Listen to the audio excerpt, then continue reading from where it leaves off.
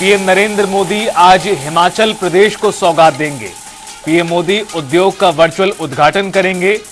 Virtual माध्यम से PM Modi करेंगे उद्योग यूनिट का लोकार्पण। मुख्यमंत्री सुक्खू भी वर्चुअल माध्यम से कार्यक्रम का हिस्सा बनेंगे। देश का पहला फर्मेंटेशन यूनिट स्थापित किया गया है। मुंबई बेस्ड कंपनी का है करीब 850 करोड़ रुपए का निवेश। एंटीबायोटिक दवाओं के लिए कच्चे माल एपीआई का उत्पादन किया जाएगा और इसके जरिए आपको ये भी बता दें कि काफी लोगों को रोजगार मिलेगा। नियुक्ति पत्र सौंपेंगे पीएम मोदी वर्चुअल कार्यक्रम के जरिए। पीएम मोदी आज हिमाचल को बड़ी सौगात देंगे। दरअसल ये उद्योग यूनिट का लोकार्पण किया जाएगा। 8,500 करोड़ रुपए का निवेश किया गया है और उसके जरिए फर्मेंटेशन यूनिट स्थापित किया गया है और इसके जरिए कई युवाओं को रोजगार भी हासिल होगा।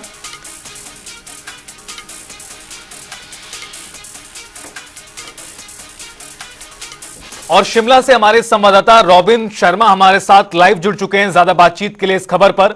रॉबिन, प्रधानमंत्री नरेंद्र मोदी आज हिमाचल को बड़ी सौगात देने जा रहे हैं और मुख्यमंत्री भी इस कार्यक्रम में शामिल होंगे। बताया जा रहा है कि वीडियो कॉन्फ्रेंसिंग के जरिए पूरा कार्यक्रम होगा। क्या कुछ जानकारी मिल पा रही है? बिल्कुल रितेश, देखिए हिमाचल प्रदेश को पहाड़ी राज्य के साथ साथ इसकी पहचान जो है वो एक फार्मास्यूटिकल हब के तौर पर भी हुई है। एशिया में फार्मा हब के तौर पर हिमाचल को जाना जाता है और ऐसे में यहाँ पर बल्क ड्रग पार्क और फार्मा जो यूनिट्स है वो लगातार स्थापित किए जा रहे हैं और इसी कड़ी में आज एक बड़ी सौगात प्रदेश को मिलने वाली है। सोलन के नालागढ़ में जो ये उद्योग यूनिट है यहाँ पर स्थापित किया जाएगा। खासतौर पर एपीआई यानी कि जो दवाइयों के जो कच्चे माल है, जो जेनरिक दवाइयाँ जिस तरह से बनती है उसके लिए जो कच्चा माल है एपीआई, उसका उत्पाद जाएगा। मुंबई बेस्ड किनविन कंपनी करीब 850 करोड़ का यहाँ पर जो है निवेश कर रही है और आज इसका जो है उद्घाटन यहाँ पर प्रधानमंत्री करते वर्चुअल माध्यम से करते हुए नजर आएंगे। प्रधानमंत्री का इस प्राइवेट कंपनी के यूनिट से जुड़ने इसलिए महत्वपूर्ण है क्योंकि लगातार प्रधानमंत्री मोदी देश में खासतौर पर फार्मा के हब के तौर पर देश को जो है आत्मनिर्भर बनाने की बात कहते हैं, तो उनका एक ड्रीम प्रोजेक्ट है।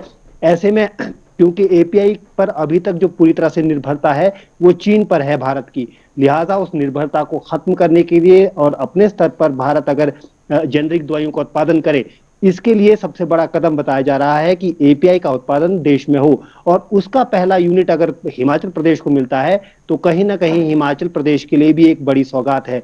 और साथ ही साथ क्योंकि बल्क ड्रग पार्क आने वाले दिनों में ऊना में बनना है और मेडिकल डिवाइस पार्क के तौर पर जो नालागढ़ है यहाँ पर विकसित किया गया है, तो यहीं पर ये पहला जो फर्मेंटेशन यूनिट है ये यहाँ पर बनाया जा रहा है। लिहाजा काफी बड़ी जो बात है प्रदेश के लिए भी है क्योंकि इससे रोजगार के अवसर भी खुलते हुए नजर आएंगे।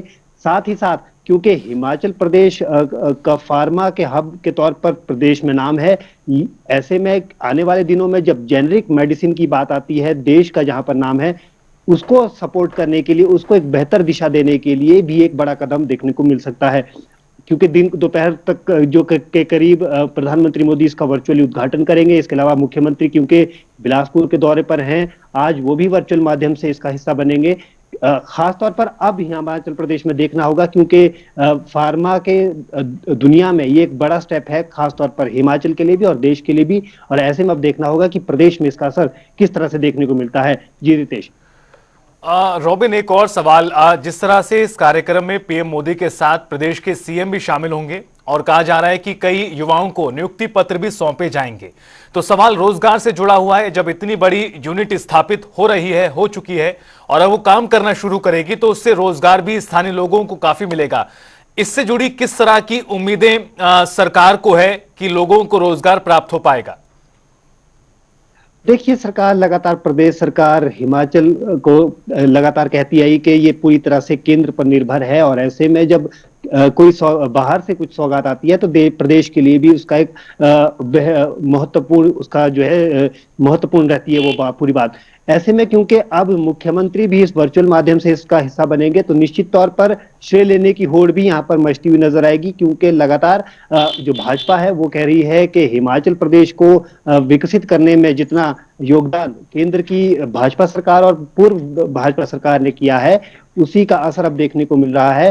हालांकि अब क्योंकि हिमाचल प्रदेश में कांग्रेस की सरकार है तो ऐसे में कांग्रेस भी अपने स्तर पर यह दिखाने की कोशिश करेगी कि जब बात रोजगार की हो, जब बात प्रदेश के विकास की हो, तो वो भी कहीं ना कहीं सरकार, केंद्र सरकार के साथ और मिलकर चलने को तैयार हैं। तो ऐसे में इसी का संदेश देते हुए शायद मुख्यमंत्री भी आज वर्चुअल माध्यम से इसमें जुड़ेंगे।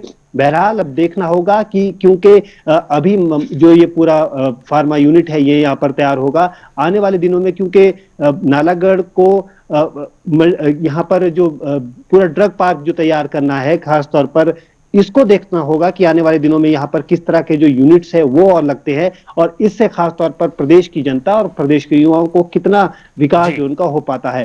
साथ ही साथ एक बड़ी बात ये भी है कि आने वाले दिनों में हालांकि जो प्रदेश सरकार है उसने अपनी नीतियों में कुछ परिवर्तन किया, कुछ जो यूनिट्स हैं वो यहाँ पर बंद भी किए गए, जिसका आरोप लगातार यहाँ पर भाजपा लगाती रही। तो अब देखना होगा कि इस पूरे यूनिट के स्थापित होने के बाद प्रदेश सरकार का क्या रुख रहता है और इस पर केंद्र सरकार आने वाले दिनों में यहाँ पर किस तरह के यूनिट और स्थापित करती है। जी बिल्कुल रॉबिन, आपका बहुत बहुत शुक्रिया है पूरी बातचीत और जानकारी के लिए।